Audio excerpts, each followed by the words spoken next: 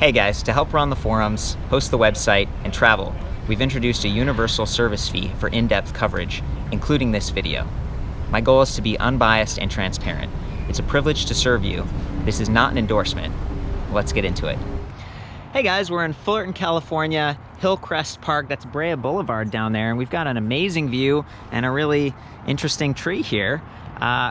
Just a beautiful day for a ride. It's not too hot, and I am on the Haibike SDURO Trekking S 9.0, top of the line. This thing comes in 6 different frame sizes. It's fully loaded.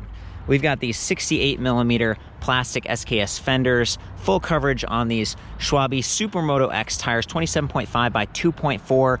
It's not a boost setup here, and these aren't really plus size tires, but they're close. You get that extra width that gives you some stability, some extra traction in this soft stuff, even though the tread pattern here is fairly slick and smooth, so they're going to be quieter, more efficient on a long distance ride, and for kind of that urban setting. So it's a kind of go anywhere bike packing, trekking, adventure riding platform. Very comfortable. Again, lower attack angle, 27.5 inch with a nice suspension fork here, 80mm of travel. This is an SR Suntour Air fork, 34mm anodized stanchions, lockout over here, and then you can of course sag this thing because it's an air fork, and we have a rebound adjust up front as well. Coming back to standard hub spacing, 100mm up front, but we do have a 15mm quick release through axle, and then in the rear 142 12mm, and it's also through axle, giving you that strength, that stability, supporting a little bit of extra weight here with these larger tires.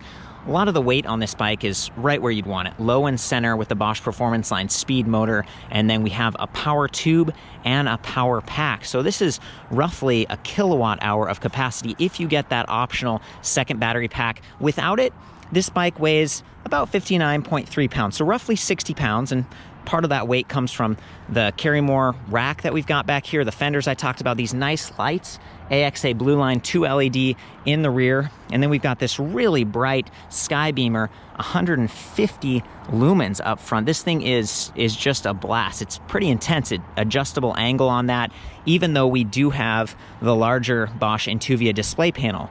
The mounting brackets fit beautifully together. I love that. We've got the flick bell, we've got the locking grips, the bar, the stem, the seat post. This is all Haibike specific stuff, even the crank. 175mm on those versus 170 because this is the large size frame. I mentioned before that there are 6 frame sizes, and there are actually 2 different frame styles. So this is like the high step with that nice like angular top tube. This is a fully hydroformed frame, and we do have a tapered steer up there. They have one that's called like a step through, but to me it's more of a mid step. It just, that top tube comes a little bit lower. And I think, Brian, that step through frame, it's also compatible with the dual battery setup, right? It will be. Okay, yeah. so that's why they can't get it super low, but it's a little bit more approachable, kind of that mid step frame design. This bike to me is just a really fun platform, and it brings all those highlights that Haibike is known for, the design, the aesthetic. See how that motor is tucked and kind of angled up like this? About 8.8 pounds on that Performance Line speed. Top torque rating of 63 Newton meters. It ranges from like 250 or 350 to 570 watts. It's a very capable motor, and it can support up to 120 RPM, so your pedal cadence can really, it can go fast without the motor falling behind, and you have to switch down to lower gears, and I really enjoy that. As someone who's kind of a road cyclist, you imagine you're down there and you're headed towards the hill, you're going to come up here with us. You might be pedaling at a slow rate and hitting that higher speed because this is an S pedelec, speed pedelec, top speed, roughly 28 miles per hour. In my experience, you're in 25 to 27. You really have to pump hard if you're going to hit 28, but still pretty high above that 20. You're getting great experiences commuting or whatever, and then you're coming to a hill and you're like, oh, shift down, we're going to climb. If that motor didn't offer 120 RPM support, you'd really struggle, and then the weight of the bike starts to kick in and stuff. So for me, that's a big plus on the Bosch motor choice right there. And then of course it does have shift detection, so this thing is measuring your pedal cadence, your rear wheel speed with that magnet and sensor, and pedal torque. over 1,000 times per second. I mean, it's incredible, but it does have this smaller proprietary sprocket down here. It's 2.5 revolutions per crank arm revolution, which means there's that reduction going on, and there's a little bit of drag introduced in that process. I gotta be fair, that's one of the trade-offs with the Bosch Performance Series, but they do have a 20-tooth narrow wide chain ring. So up here, the chain is not gonna bounce off as easily, and we have that steel guard as well, extra thick. It's almost a bash guard, even though it doesn't go below the motor casing. And we've got this nice plastic protector. Again, I just think that aesthetically, they do a really good job. This is a gravity casting interface. The frame is really well done, even though they have this rack right here that's technically, it doesn't look like it's connected where a normal rack would be. They're actually metal pieces underneath the plastic fender connecting it up there. So it's a pretty sturdy build. Pannier hangers, we got that bungee loop adapter, we've got the spring latch back here. Carry More does pretty good stuff. It's rated at 15 kilograms, which is roughly 40 pounds. To me, you know, there are other racks out there that are rated 25 kilograms, 55 pounds. I was kind of surprised, and maybe that's just Haibike being conservative, because for such a capable platform, especially with that second battery, you know, imagine you are bike packing or something. I'd like to be able to carry a little bit more weight. So for me, that was a question mark. But look at how nice this rack is. It just looks beautiful, and they've attached that light in enough so that it's going to be protected by the rear edge of that rack, but also very visible. It's not going to get blocked by your bags or anything from the rear. We do have a really nice kickstand, adjustable length, perfectly positioned so it's not going to lock up your pedals if you're walking the bike backwards. Internally routed cables, a nice kind of a low-rise bar with a 90mm stem. It's nice that they aren't putting you too far forward, okay? That nice upright body position, it's a little bit more comfortable for riding. And then that charging port, it's up high. It's not down here where a lot of the other Bosch charging ports are, where it's going to collide with that crank arm if you're moving the bike. That's a really nice choice. And we've also got the locking core right there for the batteries and stuff. There's so much to say about this bike. You know, Haibike branded saddle, but this is actually Selle Royale, 31.6mm seat post right here. That's 400mm long on the size large, so you get plenty of range for taller people with longer legs and stuff like that. This bike is designed to fit, feel really comfortable, and go the distance. And if you really want that full suspension feel, you can swap this out with like a Body Float Connect suspension seat post or something, and then you just get that excellent like ride quality. Of course, brakes are also important. We've got these 2-finger Tektro Orion 4P, and I think that stands for 4-piston. Hydraulic disc brakes, 180mm rotors, front and rear. Yeah, there it is, quad piston calipers. Spreads that heat out a little bit, nice heat dissipation going on back here, and also sturdier stopping power. It's like, it's stronger, there's just more surface area. At least that's kind of my understanding. You know, you get into these really high-end bikes and there's a lot to say. Brian, how you represent Haibike in this scenario here? How long have you been with the company? I've been with Haibike since July of 2015. Fantastic, yeah. Fantastic. So, you know, coming back to Haibike itself, when did they enter the U.S.? Haibike entered the market in late 2014. 2014, yeah. And it's 2019 now, so you've been going for a while. Yeah. Sam's been a big Haibike dealer. Sam, how long have you carried the brand? I think we were Haibike #1 in the U.S. They signed us up right away, and we started selling them. But once Brian came on board, that's when we really started ramping up with the sales. They were kind of like, at that time, the price points were like, if you think back to that time frame, yeah, they were kind of expensive bikes. They were the first bikes that we started selling that had Bosch, yeah, and Yamaha. So it took a little while to, you know, once we started riding them and getting behind it and believing in the product, once you've test ridden it, and it makes it much easier to sell it. Okay, and yeah. This is a more expensive bike. I'm trying to remember the price point off the top of my head. I think it was $56.99 or something. It's $46.99. $46.99. Yeah. Whew. Okay, it's always better to pay less. That's it. Part of the reason I might be a little bit mixed around with pricing is because it doesn't come with that extra Power Pack 500. That costs about $900 extra, plus the mounting bracket, which is $150. Correct, exactly. Something like that. But they have these other options too. So they call it the Modular Rail System, MRS, right there. There's this rubber thing you kind of take out, and you can either mount a battery pack, as we've done here, or you can mount this magnetic bottle, which is pretty cool. $59 for that. And then I think there's one other thing. It's like a lock, right, Sam? Yeah, there's a lock that'll go in. All these accessories all fit on that rail system, which makes it nice. And they're all potentially keyed alike. So, you know, I have an Abus key card in my pocket, and this thing, it has this like number where you can use that number to match all the locks. So you only have to have one set of keys for everything, for the lock, for the second battery, maybe for even like a folding lock that you could put in your bag in the rack or something like that, right? Like a cafe lock or an Avis folding lock as well. Yeah. So many options, and it's interesting that you say cafe lock because they do have the mounting provisions right there for a cafe lock, right? This thing is just like fully loaded, tons of potential. What are we looking over here? Because these also say trekking. So these were the 2018 models, and to me, it's like they took the best of the trekking here, which is the 9.0, with the wider profile tire. And the power tube. And the power tube. Yeah. But this was the speed bike from last year, which was more traditional with your thinner tire. Huh. And they just basically took that motor with this style bike and created the 2019 model. And then they gave you both battery options. They got the power tube and the power pack. So you're right. It's like they took the best of both worlds. Yeah, and the cool thing is with that extra battery pack, you now have two 500 watt hour batteries for a total of 1,000 watt hour battery pack. We're talking some serious adventure touring there.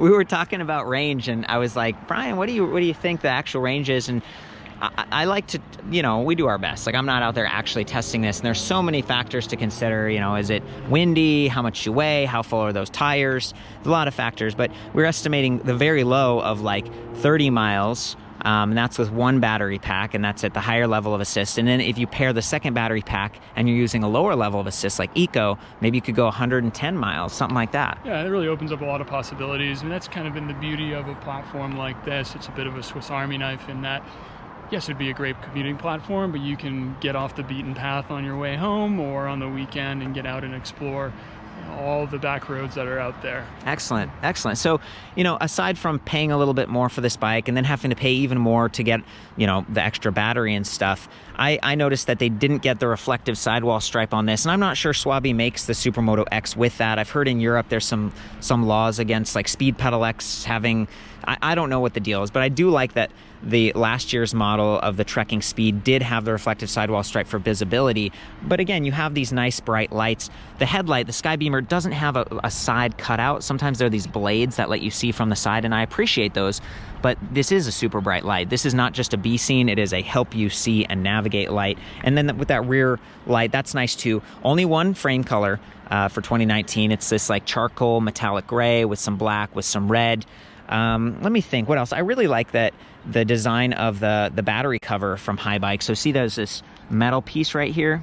You slide that up, and then this plastic shell kind of comes off, and it exposes the Bosch Power Tube 500. You unlock it with that ABUS locking cylinder, and then it kind of plunks out half of the way, but not all the way. So it's not just going to tumble out, because these are expensive. It goes halfway, and there's a little button right there, and then you lock it the rest of the way. So I feel like they've done a really good job. This is a lighter weight solution than a lot of the other bikes that I see. Sam, will you help this? Sometimes with one hand, it's hard to do everything. You got it. But the point I'm trying to make is the power tube, it weighs about 6.3 pounds versus the power pack, which is like 5.7. So you're already spending more weight to get that nice like internal battery look. And so I like that they went with plastic. It's pretty durable. And compared to some of the other models I've seen, like the Trek one comes out from the side, and I've seen some others that they have like a metal cover, and that adds to the weight. So for a bike that's around 60 pounds, not too bad with the larger tires and stuff. While we're on the topic of batteries, it comes with this nice 4-amp charger from Bosch. So this is a little bit faster, and I have a proprietary plug that's a bit more durable. It's not going to get mixed up with other electronics in my experience. And then they also have a compact 2-amp charger that's slightly lighter. That one's 1.7 pounds versus maybe 1.2 pounds. So you can save some weight, you can save some space. I think that's especially relevant for people who are doing the trekking. Okay.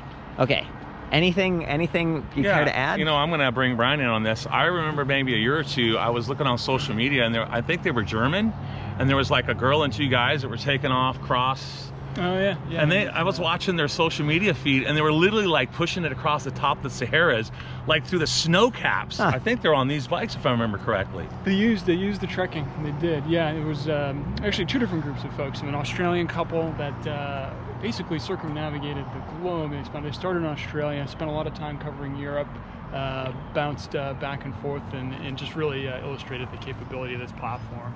Okay. Yeah, that's an awesome. And I was actually messaging them, and I was like, that was great. We did that back in Thailand like 20 years ago on a tan, and we did like a 1,700 mile ride. And she's like, great, send me some photos.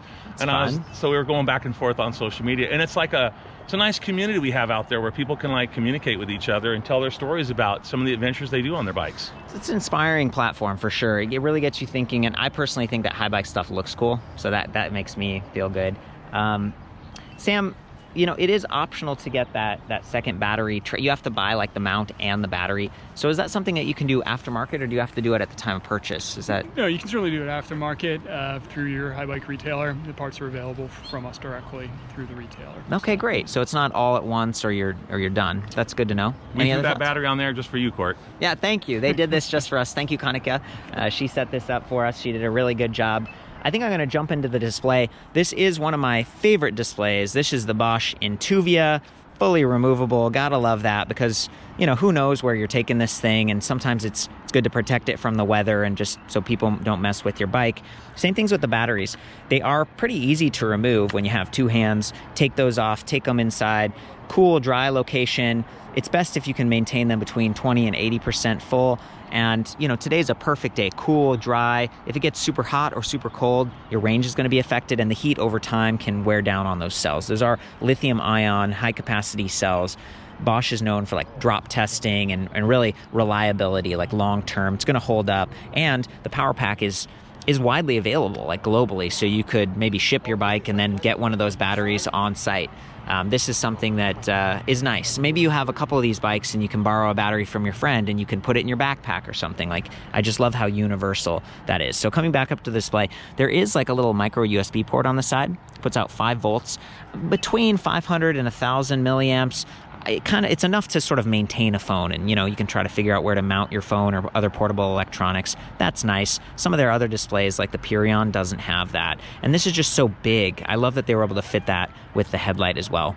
Pretty easy to interact with because of this remote button pad, but there's a reset, eye, power, and lights button right on the display. I'm going to turn it on. It boots up very quickly. This is a grayscale monochrome display. We've got 5 bars on the battery infographic, 20% steps. This is an area where I wish it had 10 steps or maybe a percentage readout to be more precise. However, we do have range, and that's dynamic. So if I press plus and I go to eco, which is the lowest level of assist, it says, okay, we estimate 97 miles if you keep riding the way you have for the past mile or so. So it's constantly updating, and that's cool because it's taking my weight and riding style into consideration. All the way up to turbo, drops down to 44 miles. So I'm being pretty conservative on my range estimate of at least 30 miles. But again, that's because this has 2 batteries right here. Okay, the headlight is already on. I pressed that light button earlier, and it just remembered that. And you can see that headlight is just super bright. We've got the 2 LEDs in the back. Current speed. If you want to change from miles per hour to kilometers per hour, hold reset and I, and it enters into the settings menu. If you press I here or here, it cycles through some of the other readouts. Like, we go from range to odometer, trip distance, clock, max speed, average speed, trip time, and this menu, which shows both batteries. It sort of pulls from each battery a little bit over time, so it's not constantly cycling one and leaving the other one full. So this is actually a really nice way to do it, and it's a more complicated, fancier system, and this is something Bosch is known for. Same thing with charging the batteries. Brian, am I correct in my assumption that you can plug in here and it'll fill both batteries? That's right, exactly. Yeah, that's phenomenal. And again, I think it kind of fills them both fairly evenly. So for me, that's a real highlight and a standout from Haibike. And then press the I one more time, we go back to range. So it's really just plus or minus to get more or less power. We've got that high capacity support, 63 Newton meters of torque. You compare that to, like, I think, is this the CX over here? Correct. Yeah, so the CX is like the mountain bike, like high torque, up to 75 Newton meters of torque. So it's a little bit more torque, but you don't get that high speed. For a trekking bike or touring, I like the high speed, and, you know, 63 is still quite a bit when you combine it with this massive 11 to 46 tooth, 11-speed drivetrain. Okay, and we've got Shimano, this is Deore XT, really nice component. It's got Shadow Plus design, so it's tucked in really close to the frame. It's not hanging out where it's gonna get bumped. And it's got this one-way clutch, so in the down position, it's got a little bit more spring. It's softer, easier to shift, easier to do rear wheel service if you take the wheel off to tune the tire or true the spokes or something. And then when you put it in the up position, it locks in, and it's really tighter, and the chain's not going to bounce around as much. That's kind of a mountain biking feature, but I've seen it on more and more electric bikes, especially speed pedelecs, because the chain can kind of bounce around when you're going at high speed. Look at this massive rubber slap guard here. Okay, it's like a chain stay protector so that the paint won't get messed up over time if that chain does happen to bounce into your frame, which is a little bit more possible because that smaller proprietary sprocket that we discussed, that 22 sprocket up front. Okay, I think that's a pretty good overview. Do you guys feel like I missed anything, or should we go out for a little ride and show this thing? I want to mention something. We went down to an expo a couple years ago with some Haibike bikes. This bike kept getting used over and over again. I was like, what's with that bike? Why does everybody keep riding that on the track? It was a Costa Mesa, and it was done by the e-bike expo. And after that, I put a little bit more time on this bike, and I was like, you know what? This is one of the best handling bikes I've ever ridden. And you asked me the other night when we were at dinner, what's your favorite bike? Well, there's so many different categories, like depends, are we mountain biking, are we cruising on the beach? If I was gonna be riding down the Santa Ana Trail to the beach on a longer ride, that bike right there is the top, that bike. Either one of these two bikes right here are at the top of my list. And part of it's the tires, I hear you saying, and then the other part's the comfort. This one has like a riser stem. Did you do that, Sam? We did that, yeah. Okay, so it's a little even more upright. And you look at these bars, I've called these low-rise bars, but they're definitely not with the shorter stem. This one has a 70mm stem. So Haibike's taking a cue here from the long distance riders. They don't want that neck and shoulder and arm fatigue that you get on like road bikes. You take all that information, combine it, and just make a little bit better product. Every year you get a little bit of tweaks, better. Okay, cool. Okay guys, well I think let's get out there. Let's show this thing off. You got it. Okay guys, we found this nice trail over here that's kind of sandy. It's the type of trail you might see cutting across the country that would be just perfect for this type of bike. You get a little bit of comfort from those bigger tires and the suspension. Nice brakes. I'm doing this one-handed, and the 180mm brakes are holding up just fine. A little bit of slippage, whoa, because I'm only using the front brake. But definitely smooth. I like hydraulic disc brakes because the levers have adjustable reach, and they're just so smooth. They don't require a lot of hand effort. And do some gear shifting. Again, we do have shift detection, which is really nice.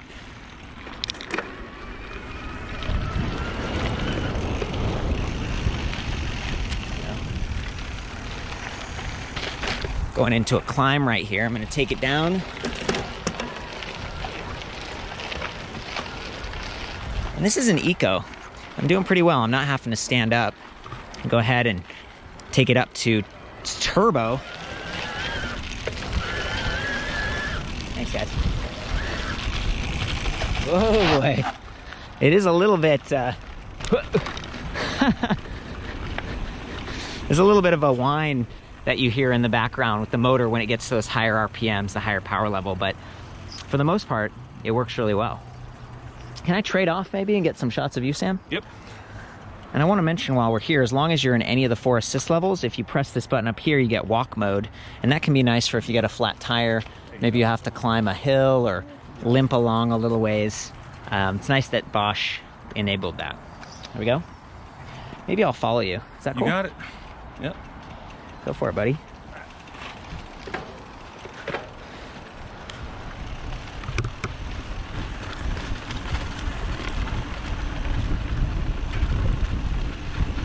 Beautiful.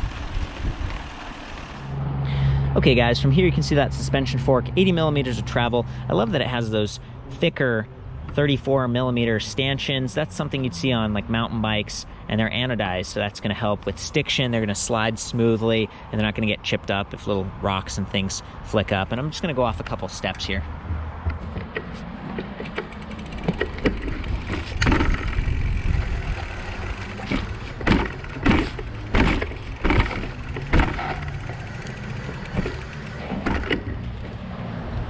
Very nice. Feels pretty smooth. Good control, even with these relatively slick tires. I'm gonna reposition the bike here for this taller drop.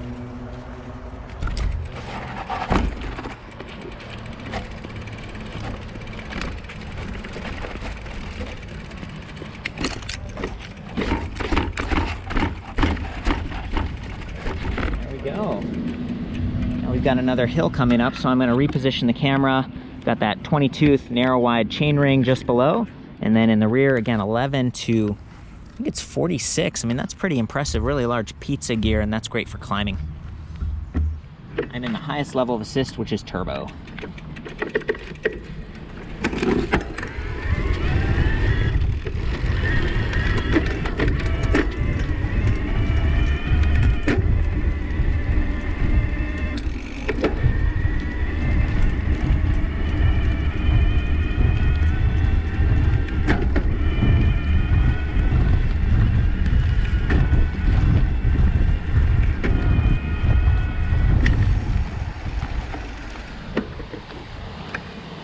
Very nice.